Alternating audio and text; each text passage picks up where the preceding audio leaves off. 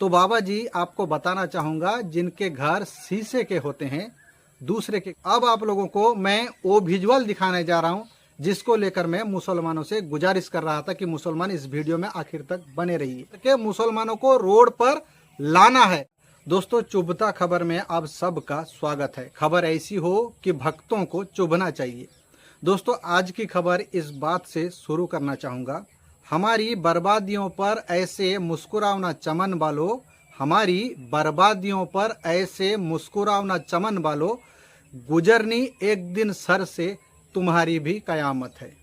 दोस्तों सबसे पहले आप लोगों के सामने बाबा जी की चंद बयान रखना चाहूँगा, लेकिन उससे पहले हमारे मुसलमान भाइयों को हाथ जोड़कर, जी हाँ हाथ जोड़कर विनती है इस वीडियो में आखिर तक बने रहिएगा, क्योंकि इस वीडियो में कुछ ऐसी बात मुसलमानों के लिए बताई जाएगी जो कि आज के तारीख पे मुसलमानों को उस पर सोचना होगा, उस पर विचार करना होगा। और जो हमारे दूसरे भाई भी देख रहे हैं उनसे भी हाथ जोड़कर गुजारिश है कि आप लोग एक बार अपने दिल से हिंदू मुस्लिम वाला नफरत निकालकर इसको जरा समझने की कोशिश करिएगा, क्योंकि लगेगी आग तो आएंगे घर कई जद में, यहाँ सिर्फ हमारा मकान थोड़े ही है। अब आप लोग जरा ठीक से सुन लीजिए हमारे बाबा जी की बयान।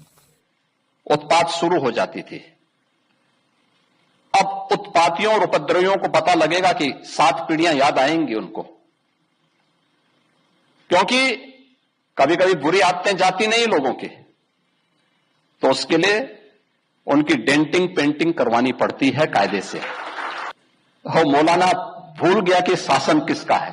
छोटे छोटे बच्चों को जिनके हाथों में कलम होनी चाहिए, जिनके हाथों में नोटबुक होनी चाहिए, जिनके हाथों में विज्ञान और गणित की पुस्तकें होनी चाहिए, उनके हाथों में आई लव मोहम्मद का पोस्टर देकर के, तख्तियां देकर के समाज में अराजकता पैदा करने का कार्य कुछ लोग कर रहे हैं। तो सुना आप लोगों ने हमारे बाबा जी की बयान।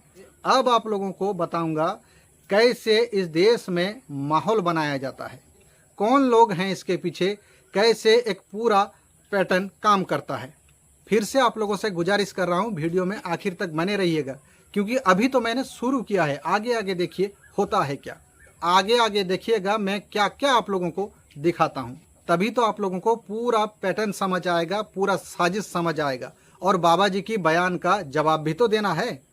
तो बाबा जी आपने क्या कहा था, उपद्रवी मौलाना उनका डेंटिंग पेंटिंग करना जरूरी है। तो बाबा जी आपको बताना चाहूँगा जिनके घर शीशे के होते हैं दूसरे के घर पर वो पत्थर नहीं मारा करते हैं। तो बाबा जी जरा इसको देखकर बताइए आखिर डेंटिंग पेंटिंग की जरूरत किसको है।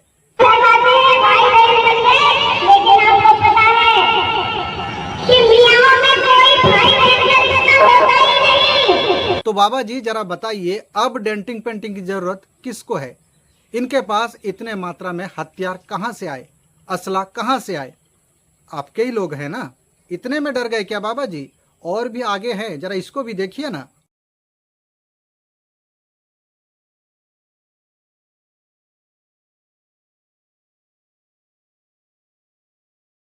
तो देखा बाबा जी, इसका भी तो जवाब दीजिए ना।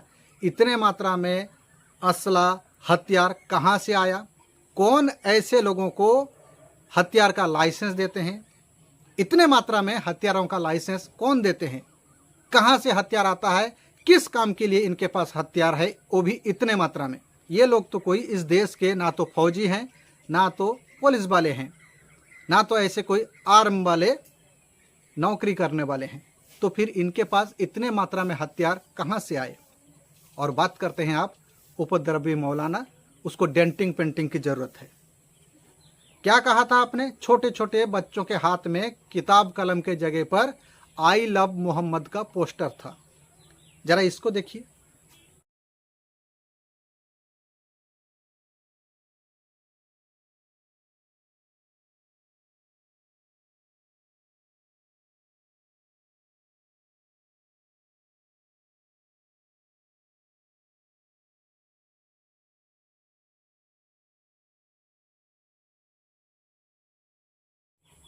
क्या है ये बड़े बड़े सब हैं, ये भी तो छोटे बच्चे हैं, इनके हाथ पर क्या है। इनके कंधे पर क्या है बाबा जी? इनके लिए तो आपका एक लफ्ज़ नहीं निकलता मुंह से। अब आप लोगों को मैं वो विजुअल दिखाने जा रहा हूं जिसको लेकर मैं मुसलमानों से गुजारिश कर रहा था कि मुसलमान इस वीडियो में आखिर तक बने रहिए, क्योंकि मुसलमानों को आज इस बारे में समझना होगा, सोचना होगा। सबसे पहले इस वीडियो को जरा आप लोग देख लीजिए।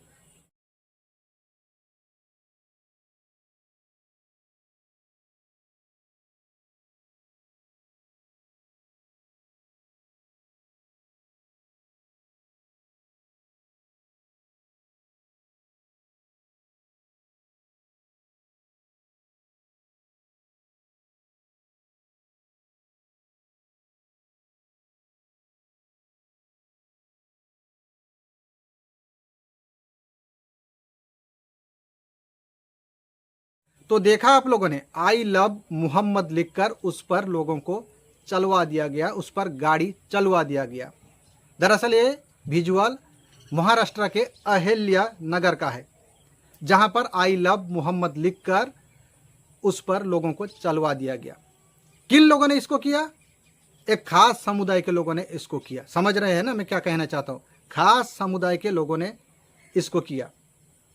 वहां पर कोई ऐसा माहौल नहीं था कि वहां पर ऐसे कुछ घटना हो सके, लेकिन कुछ ऐसे समुदाय के लोग आए और ऐसे रास्ते पर बनाया और लोगों को चलवा दिया। और उसके बाद जाहिर सी बात है मुसलमानों की प्रतिक्रिया होगी, और मुसलमानों ने भी रास्ते पर आकर धरना देना शुरू कर दिया। जाहिर सी बात है, अगर मैं हिंदू हूं, कोई जय श्री राम लिख कर उस पर लोगों को चलवा दे तो फिर मेरी भी फीलिंग हर्ट होगी और मैं उसका विरोध करूंगा, और लोगों को करना भी चाहिए। ठीक उसी तरह से जैसे कि महाराष्ट्र के अहिल्या नगर में मुसलमानों ने किया।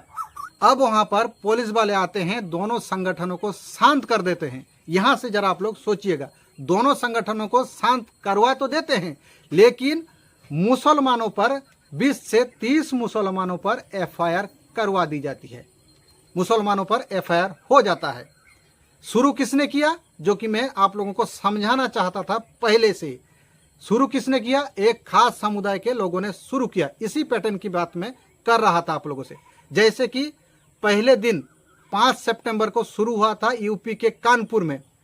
यूपी के कानपुर में क्या हुआ था? मुसलमानों ने मोहम्मद साहब के जन्मदिन पर आई लव मोहम्मद का पोस्टर लेके जा रहे थे, या फिर कहीं पर बैनर टंगवा दिया था। एक खास धर्म के लोग आते हैं, समुदाय के लोग आते हैं, उनका विरोध करते हैं, पुलिस वाले आते हैं, दोनों संगठनों को शांत करवा देते हैं।